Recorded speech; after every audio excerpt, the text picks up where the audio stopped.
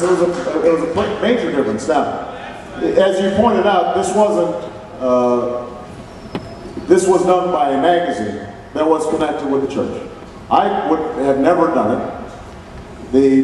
It was primarily focused on the rehabilitation work that they do for ex-offenders in Chicago. That doesn't excuse it, that just explains it. And I've been very clear about saying that that was wrong. And nobody has spoken out more fiercely on the issue of anti-Semitism than I have. And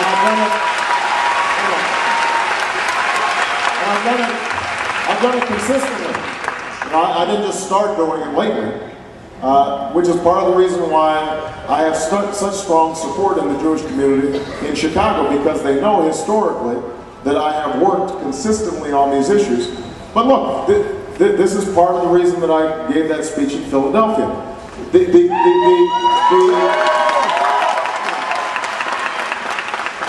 I mean, we still have, biases, hurt, misunderstanding in all our communities. I mean, it's not just within the African American community. Obviously, the African American community has often been targeted for, with discrimination and bias. The Latino community right now, hate crimes have skyrocketed because of some of the demagoguery around immigration issues.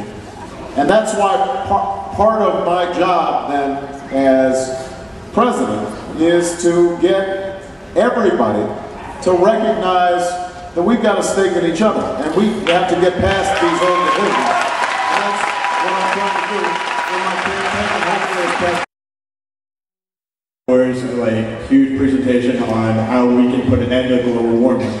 And my question is to you, what is your take on global warming? Al Gore's like huge presentation. I attended Live Earth, which was Al Gore's like huge presentation on how we can put an end to global warming. And my question is to you, what is your take on global warming, and how are you going to try to put an end to like the polar ice caps melting? Right. Thank you. Well, listen, it's a great question. This is a real problem. I know George Bush thinks it's a hoax, or he did, but it's real. The planet is getting warmer, and in the middle of winter that may sound good if you're from Chicago. But what this means is that some communities may end up being colder and get more snow. Weather patterns will change. Some communities will get more drought, more tornadoes, more hurricanes. You will have, as the planet gets warmer, food production could actually decrease. You could have 250 million people who are suffering starvation or are refugees as a consequence of the planet changing, and that could cause more war and more conflict. This is something we have to take very seriously. Now, here's what I think we have to do. As I said before, we've got to cap the emission of the greenhouse gases that are causing global warming. And if we do that, we're essentially charging polluters for the pollution. We take that money and we reinvest it in clean technologies like solar and wind and biodiesel. Now, one of the main sources of carbon is coal. And this is tough because Pennsylvania is a coal state. Illinois, my home state, is a coal state. And right now, the way we're burning coal has been dirty. That's why part of our investment has to be in clean coal technology. I see a couple of clean coal hats here in the audience. And if we invest in clean coal technology that sequesters, that means captures the carbon that you get from burning coal, then we can start using our coal without hurting our environment, and that can not only put people back to work, but we are the Saudi Arabia of coal. And it could be a very important way for us to meet our long-term energy needs. It's also important because we've got to get China involved in this whole process, and India involved, and they are using coal like nobody's business. And we've got to develop the technologies so that we can send and license some of these technologies to other countries. That can actually mean they improve their environment at the same time we are. Everybody will be better off. All right.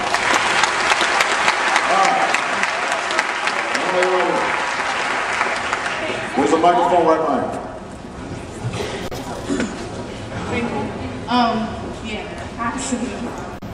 I wanted to ask, well, tell you that you're my inspiration.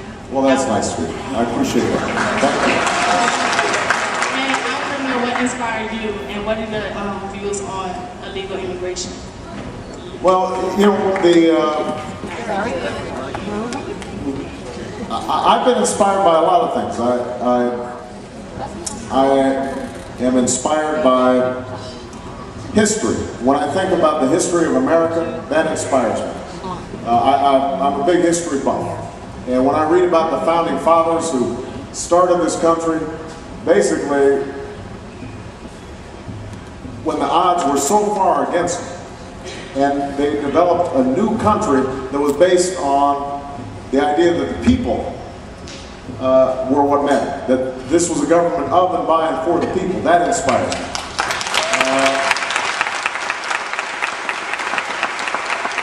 Abraham Lincoln inspires me, not just because he's from Illinois, but because he helped guide the country through a civil war to make sure that it wasn't half slave and half free. That inspires me. The civil rights movement inspires me. Not just Dr. King, but the young people who traveled on buses and trains and went down south and were registering voters. And that inspires me. So, I think America's always been at its best when ordinary people stand up for their rights, for their dignity. The union movement, you know, you think about, everybody now takes a 40-hour work week for granted, the minimum wage. That's because there were people who had to confront violence and intimidation, and some still do, in order to allow workers to come together to bargain for better wages and better benefits. So that kind of action inspires me. Now, in terms of illegal immigration, this is a serious problem. It is a serious problem that is being used as a political football, and we need to start trying to actually solve the problem instead of playing politics with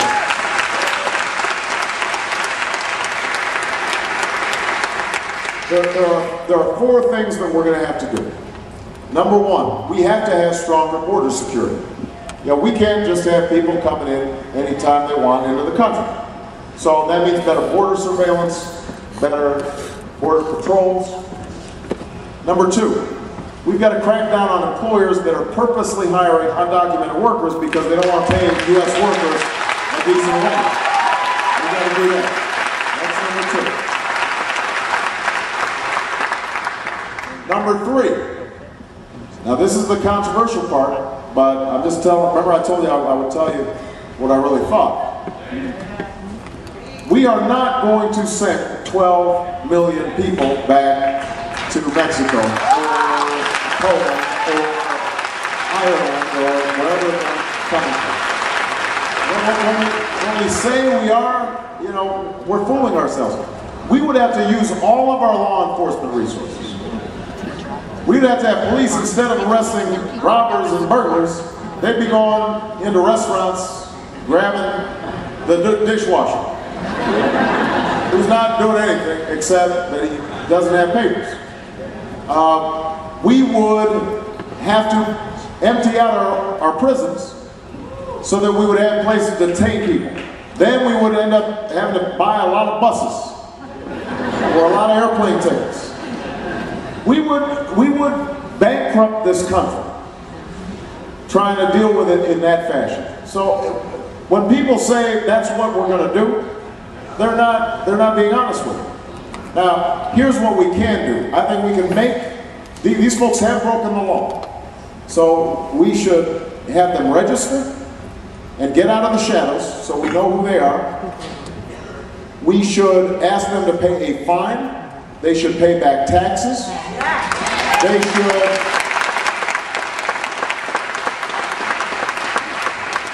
should learn English.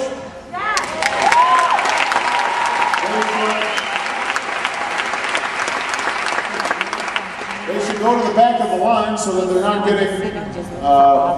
not getting citizenship or legal status before people who applied legally. But they should be on a pathway where over time